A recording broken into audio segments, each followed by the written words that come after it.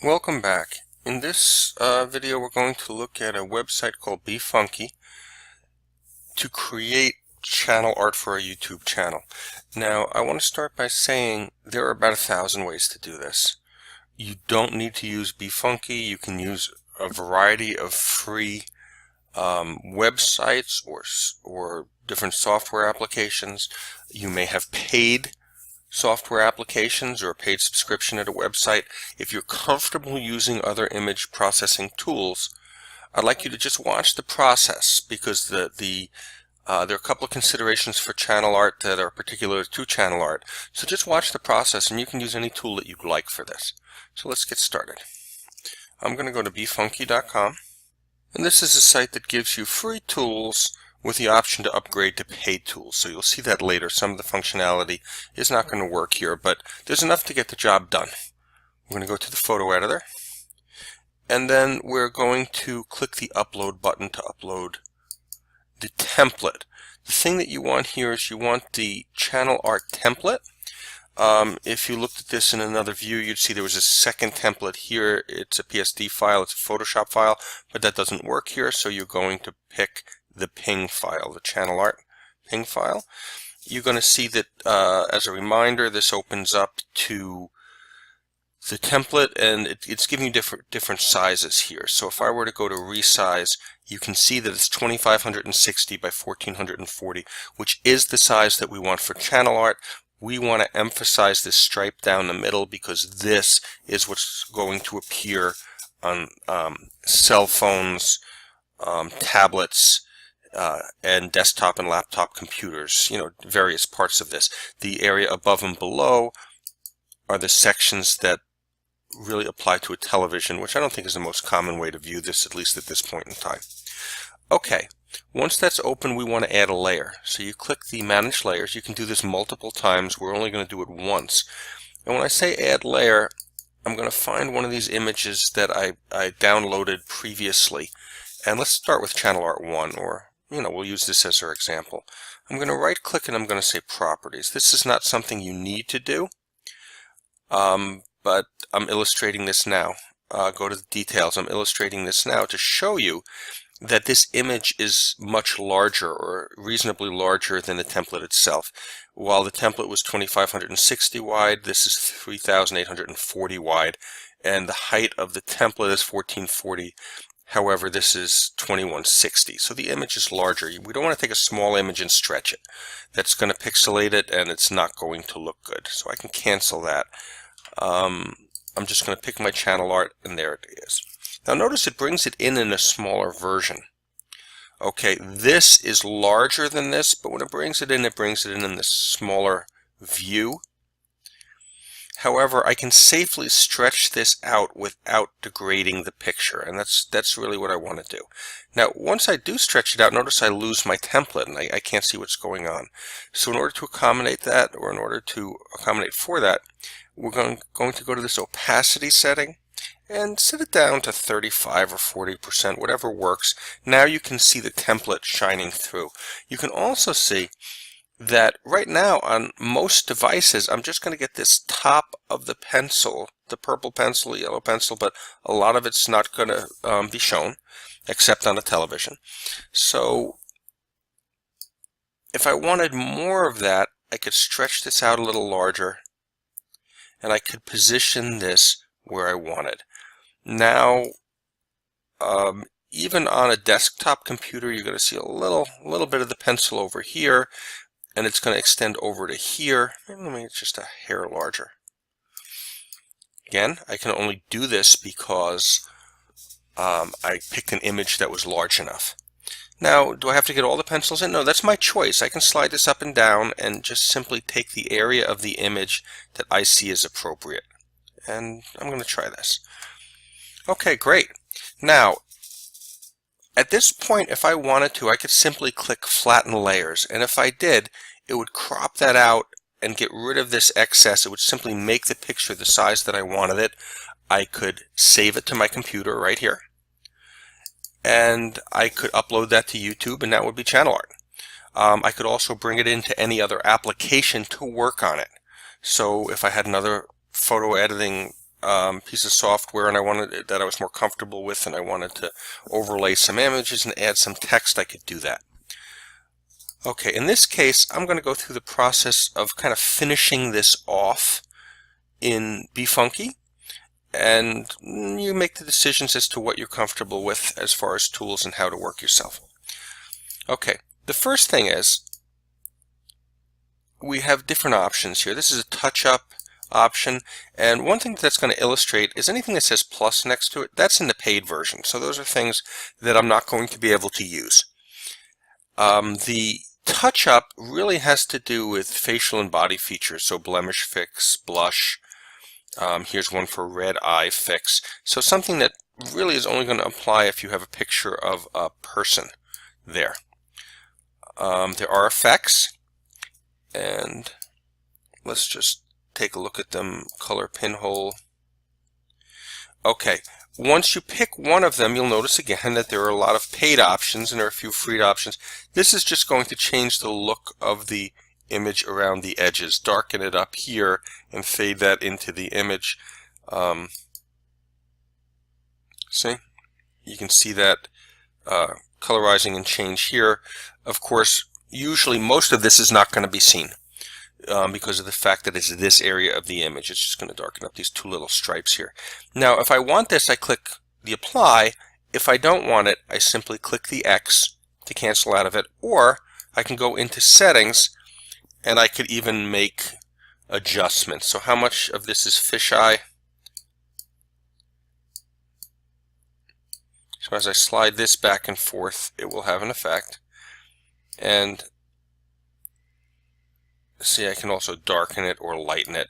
I'm going to cancel out of that, so I'm not going to take that effect at all.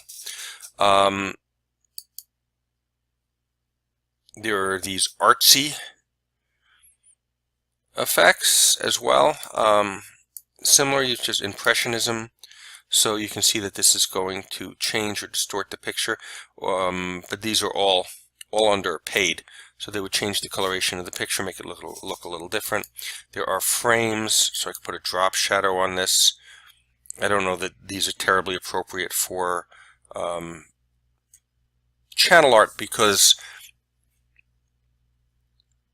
they're really affecting the outside edges. They're really affecting what's going to be on the television, and to a much lesser degree what's going to be on other devices. So that's one of the challenges of working with channel art, is you're not creating a single picture. You've got to think of it in several different iterations. Okay, but all of these adjustments, I'm not going to go into them. These can all be adjusted. You just have to play with them to find out. Okay, there are graphics, so you can add your own. You can upload a graphic if you want. There'll be some free graphics. I think these are fairly limited, so I don't find these for this particular use all that useful, but you may be more creative than I am. There's an overlay here.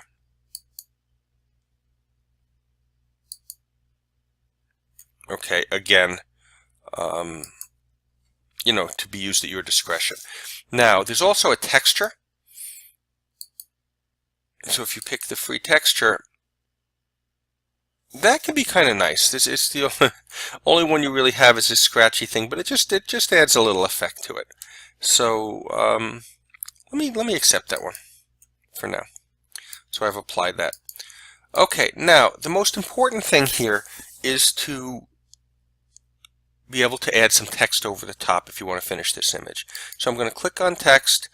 They give you some pre-assembled models here, but we can adjust these as we go in, and I'm just going to pick the first one for now. If I click on that text box, I can then type in there.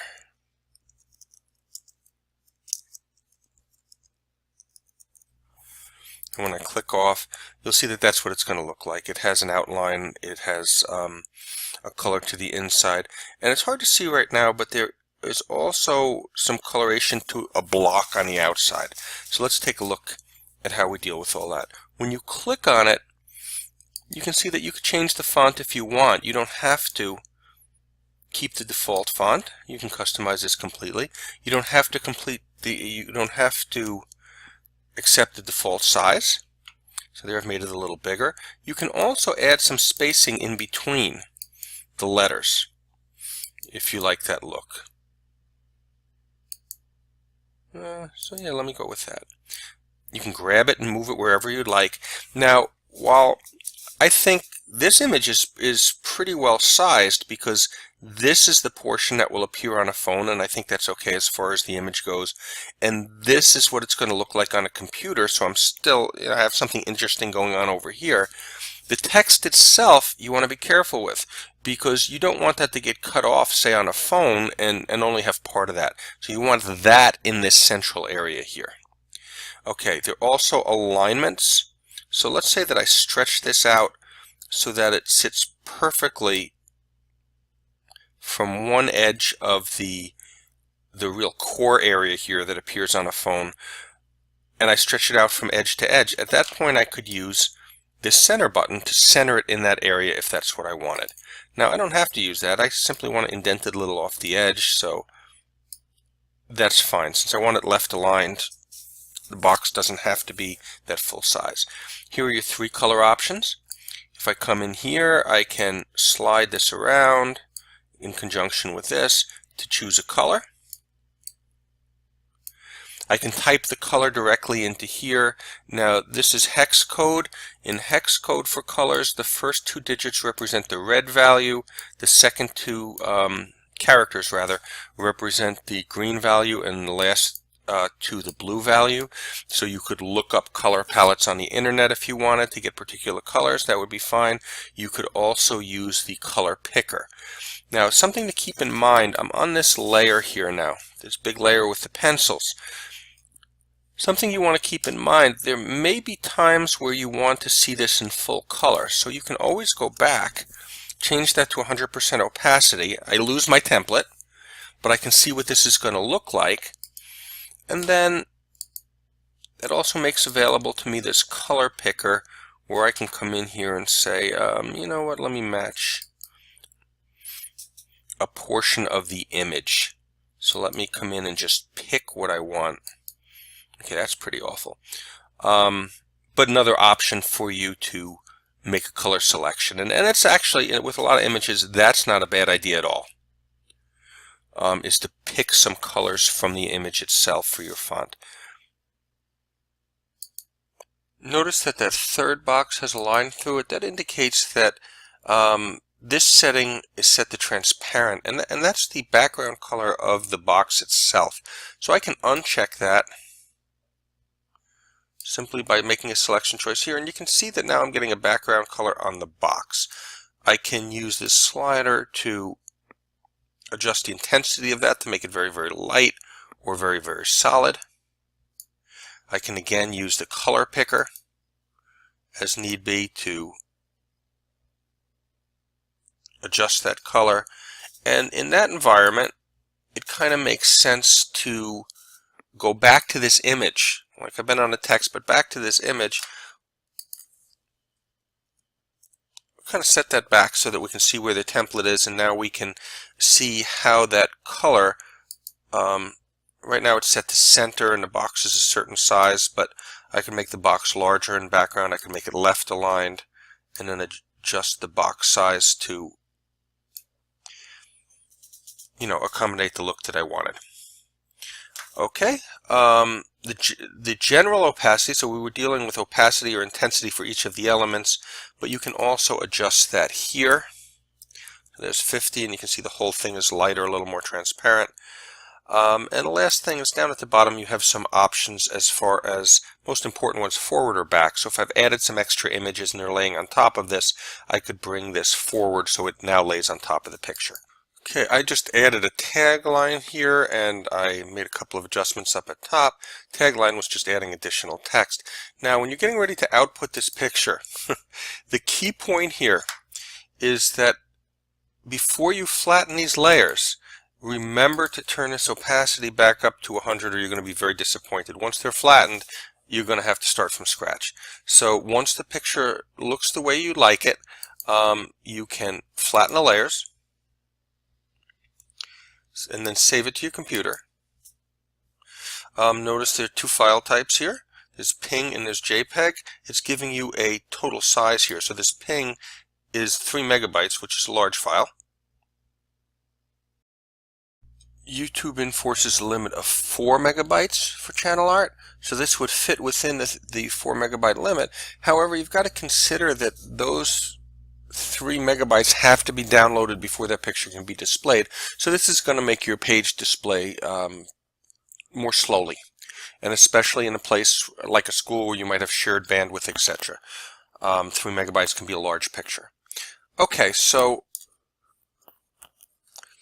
the other option is to do this as a ping. Now, a ping is a format for files that's considered a lossy format. So in other words, when you save a picture as a JPEG, it loses some of the information about the picture. Now, the disadvantage of that is that the image loses a little bit of quality. And the advantage is that the file size can shrink.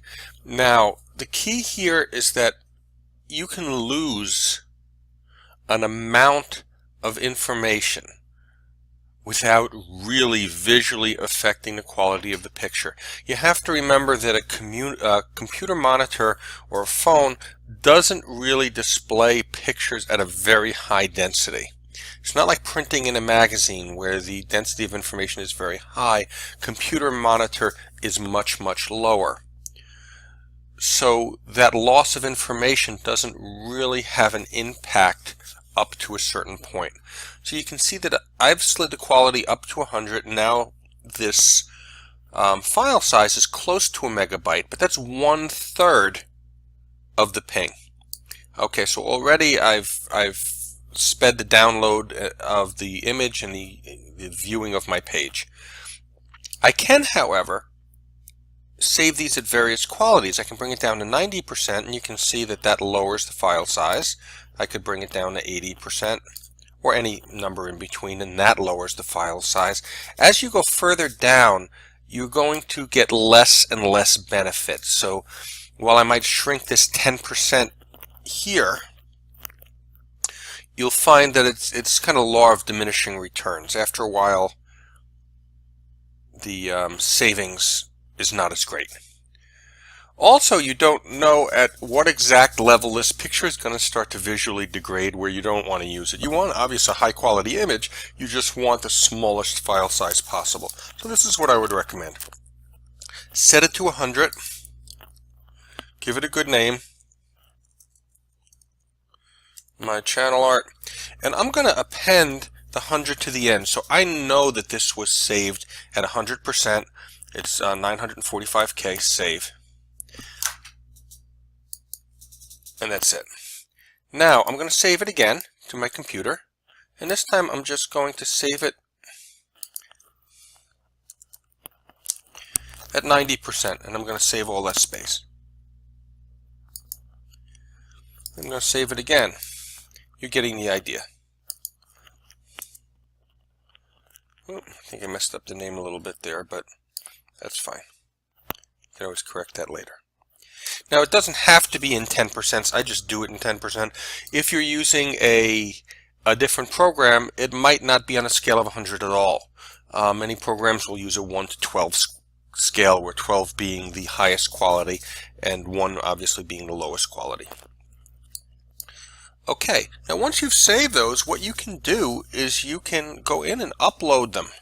Upload them onto your YouTube page and check them. Compare a couple of them. Start with 100, then upload a 70 or an 80 or something like that, and see if there's any real difference. Or you can just view them side by side on your computer. See if you can tell the difference, and if one is visibly of less quality than the other. And if it's not, go with the smaller file size, the more compressed file. At a certain point, if you do this, and let's try, say I saved them as 50 and 40 and 30, or I saved them as 180 and 60 and whatever, at a certain point you're going to see the image degrade, and that's the one you don't want to use. You want to step up one from there. The one that looks really, really good, but it's also compressed to the greatest degree possible. Okay, let me just pop open a window here, see how this looks on my site. So remember, I'm coming into my site here, but I've got to go to my channel. There's a Tools Viz channel. Let me Doesn't really matter much, but let me go to the one that I've been using for demonstrations. So there's the tools data channel, and now I'm going to go to my channel. And once there, I can edit. So I'm going to change this picture. I'm going to upload. Let's say I've been through this process and I find that the 80 is the best. Okay, once I'm here, remember I can adjust the crop, but I won't need to adjust the crop here. Look how beautifully the text is in that center box of the template. Pencils look good here. On a larger size of the computer, I'm still going to have this interesting area over here. So I'm just going to select it as it is. I've already done the work in my processing. You know, and there's my channel art, and certainly a lot better than using the default that you get from a YouTube channel.